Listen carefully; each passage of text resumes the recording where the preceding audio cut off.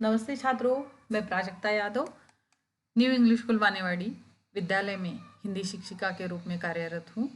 आज हम 9वीं कक्षा की पहली इकाई की पहली कविता जो है चांदनी रात, इस कविता का स्वाध्याय जो है इसका अध्ययन करेंगे। पहला प्रश्न है, संजाल पूर्ण कीजिए। तारों के उदित और अस्त होने के बारे में कल्पना, यानी कवि की कल्पना क्या है। पहली कल्पना है पृथ्वी द्वारा मोती बिखराना। दूसरी कल्पना है मोतियों से संध्या का रूप छलकना। तीसरी कल्पना है सूर्य का संध्या को मोती देना।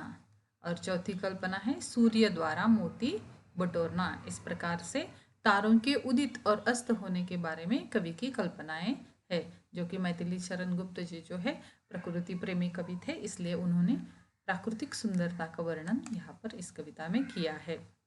अगला सवाल है, चांदनी रात की विशेषताएं।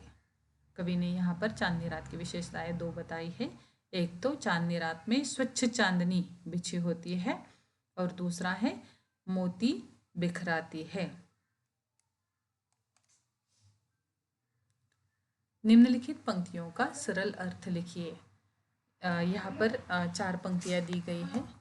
चारु चंद्र की चंचल किरणें खेल रही है जल थल में, स्वच्छ चांदनी बिछी हुई है अवनी और अंबर तल में, पुलक प्रकट करती है धरती हरित तृणों की नोकों से, मानो झूम रहे हैं तरु भी मंद पवन के झोंकों से।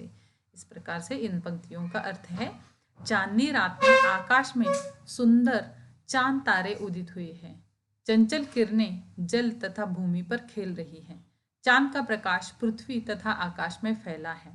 इस अवसर पर पृथ्वी अत्यंत प्रसन्न है, वह अपनी प्रसन्नता हरी घास के नोकों से प्रकट करती है, मंद हवा के झोंकों से पेड़ पौधे झूम रहे हैं, लगता है वह अपनी खुशी प्रकट कर रहे हैं। यह अर्थ जो है संक्षेप में दिया गया है, आप इससे और अधिक विस्तृत अर्थ भी लिख सकते हैं।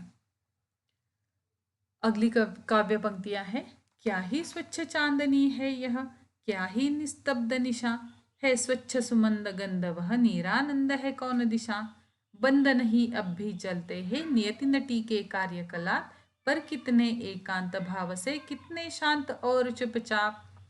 इन पंक्तियों का सरल अर्थ इस प्रकार से है, कवि चंद्रमा के स्वच्छ प्रकाश में निखरी हुई रात्रि का वर्णन करते हुए कहते हैं कि यह चांदनी गजब की निर्मल है और यह रात कितनी शांत है, कहीं किसी और कोई स्वर नहीं है, सर्वत्र मुक्त रूप से मंद मंद सुगंध व्याप्त है, कोई भी दिशा ऐसी नहीं है जो आनंद रहित है।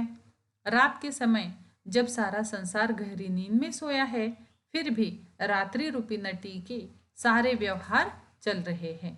विशेषता यह है कि सभी घटक अपना काम शांत और एकांत भाव से चुपचाप कर रहे हैं। इस प्रकार से इसका सरल अर्थ है।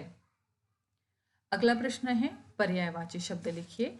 हर एक शब्द के लिए 3-3 पर्यायवाची शब्द हमें लिखने हैं। यहाँ पर पहला शब्द दिया गया है तरु।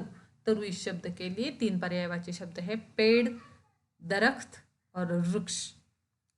दूसरा है शब्द वसुंधरा। वसुंधरा के लिए 3 पर्यायवाची शब्द है, पृथ्वी, धरती और अवनी। अगला शब्द है चंद्र। चंद्र के लिए 3 पर्यायवाची शब्द हैं, शशि, सोम और इंदु। चौथा शब्द है कृषक। कृषक के लिए 3 पर्यायवाची शब्द है, किसान, खेतीहर और अन्नदाता। अगला शब्द है उद्यान। उद्यान इस शब्द के लिए पर्यायवाची शब्द है, बगीचा, वाटिका, चमन। अगला शब्द है और अंतिम यह शब्द है अरण्य। अरण्य शब्द के लिए 3 पर्यायवाची शब्द है, वन, जंगल और विपिन। इस प्रकार से प्रस्तुत कविता का स्वाध्याय यहाँ पर पूर्ण होता है। मिलते हैं अगले वीडियो में, तब तक के लिए धन्यवाद।